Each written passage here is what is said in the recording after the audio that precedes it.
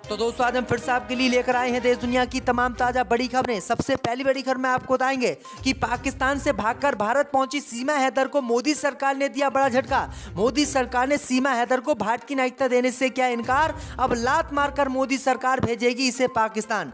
वहीं आपको बताएंगे दोस्तों की यूनिफॉर्म सिविल कोड के विरोध में उतरा जमात उलमा हिंद ला कमीशन को भेज दी अपनी राय। अब मस्जिदों से विरोध का किया ऐलान। वहीं आपको बताएंगे दोस्तों की नागरिकता न मिलने के बाद सीमा हैदर को पाकिस्तान भेजने के लिए तैयार हुआ सचिन मीणा का परिवार। बोले ये हो सकती है पाकिस्तानी जासूस, हमको भी डलवा सकती है जेल में, इसे नहीं रखेंगे अपने घर।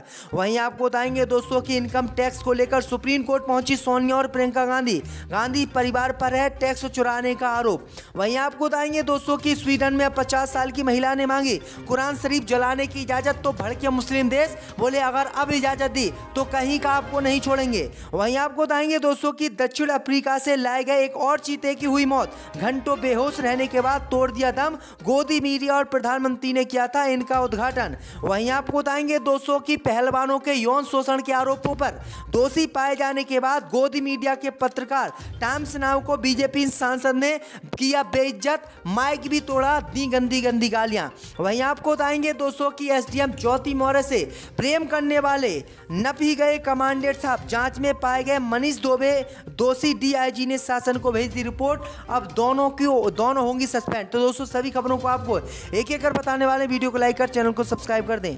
इसी बीच पर तो दोस्तों अगली खबर की ओर, तो पाकिस्तानी महिला सीमा हैदर को मोदी सरकार ने दिया झटका। मोदी सरकार ने भारत की नागरिकता देने से सीमा हैदर को किया इनकार। अब लात मारकर पाकिस्तान भेजेगी मोदी सरकार। जब दोस्तों आपको बता दें कि गैर कानूनी तरीके से पाकिस्तान से भागकर भारत पहुंची सीमा हैदर को केंद्र की मोदी सरकार ने आज झटका दिया है।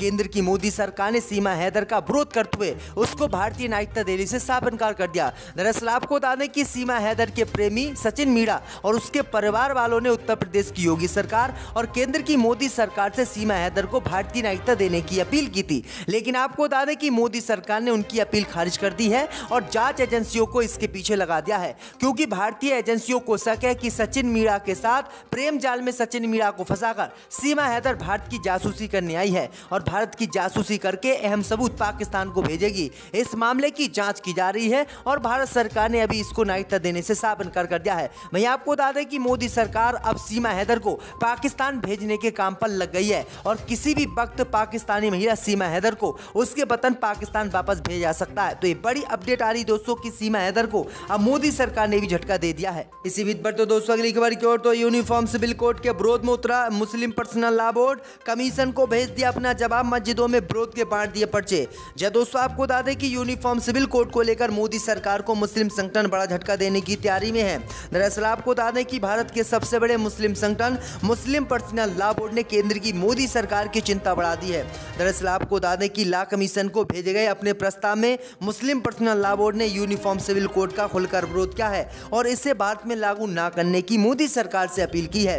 वहीं आपको बता दें कि केंद्र की मोदी सरकार को चेतावनी देते हुए यूनिफॉर्म सिविल कोड के खिलाफ मस्जिदों में मुस्लिम पर्सनल लॉ बोर्ड ने पर्चे बांट दिए हैं और मौलानाओं को आदेश दे दिया है कि जुमे की नमाज के बाद यूनिफॉर्म सिविल कोड की खामियों पर लोगों से चर्चा करें और मुसलमानों को इसकी जानकारी दें कि अगर यूनिफॉर्म सिविल कोड भारत में लागू हो जाता है तो मुसलमानों पर इसका क्या प्रभाव पड़ेगा। वहीं आपको बता दें कि मस्जिदों के इमामों के बाद अब केंद्र की मोदी सरकार बुरी तरह से यूनिफॉर्म सिविल कोड को लेकर फंस गई है। इसी बीच पर तो दोस्तों अगली खबर की ओर, तो सीमा हैदर को पाकिस्तान भेजने के लिए तैयार हुआ सचिन मीणा का परिवार, डर के मारे रो रहे हैं चाचा।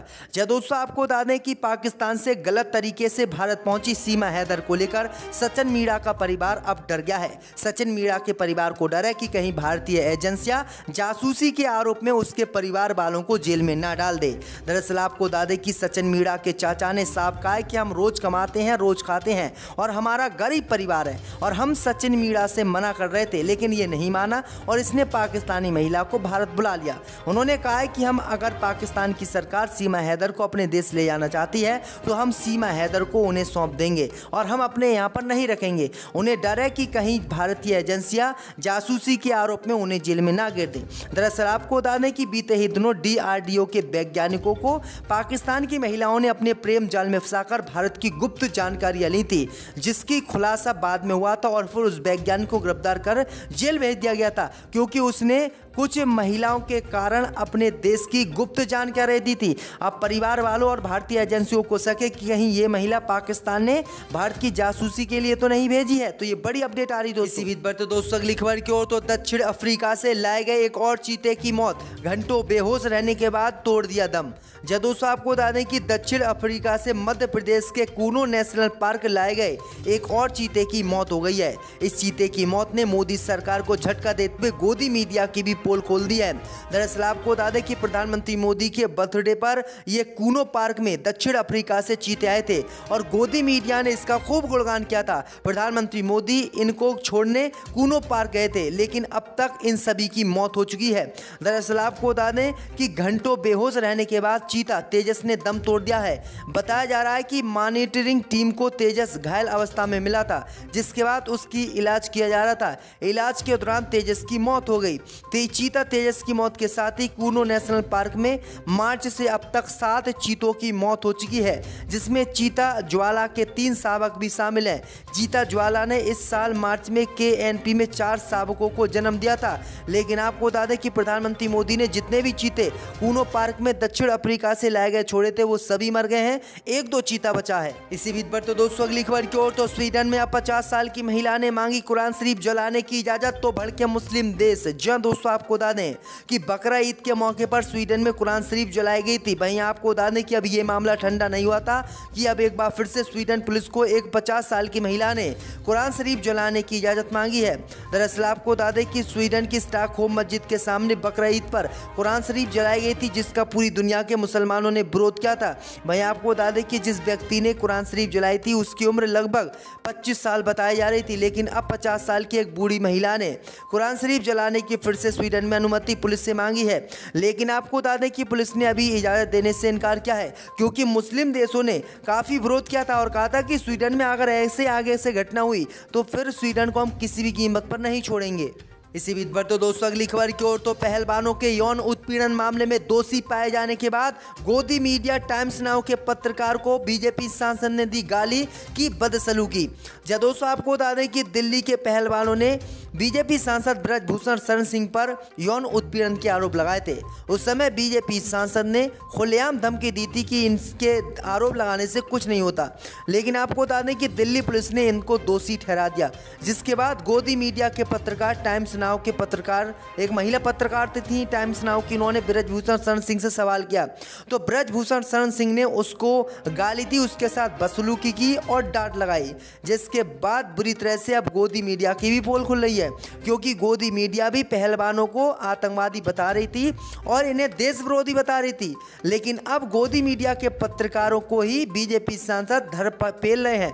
तो ये बड़ी अपडेट आई दोस्तों की टाइम्स नाउ के पत्रकार की जमकर बेइज्जती ब्रजभूषण शरण सिंह ने की है, जिसको ये गोदी मीडिया का चैनल बचा रहा था। इसी बीच पर तो दोस्तों अगली खबर की ओर। तो नफी गए कमांडेंट साहब, जांच में दोषी पाए गए मनीष दुबे, डीजी ने शासन को भेजी रिपोर्ट। दोस्तों आपको बता दें कि एसडीएम ज्योति मौर्य और उनके पति आलोक मौर्य के विवाद के बीच के सूत्रधार रहे होमगार्ड कमांडेंट मनीष दुबे आखिरकार नपी गए। बीते मंगलवार को डीआईजी होमगार्ड संतोष कुमार सिंह ने मनीष दुबे के खिलाफ जांच कर report DG home guard Vijay Kumar को सौंप दी है। विभागीय जांच में मनीष दुबे दोषी पाए गए हैं। डीजी होमगार्ड विजय कुमार मौर्य ने उनके निलंबन की मांग कर दी है। मनीष दुबे इस समय महोबा जिला होमगार्ड कमांडेंट के पद पर तैनात हैं। डीआईजी होमगार्ड संतोष सिंह ने अपनी जांच रिपोर्ट में मनीष दुबे के 3 मामलों का जिक्र करते हुए विभागीय छवि को दूषित करने का दोषी पाया है।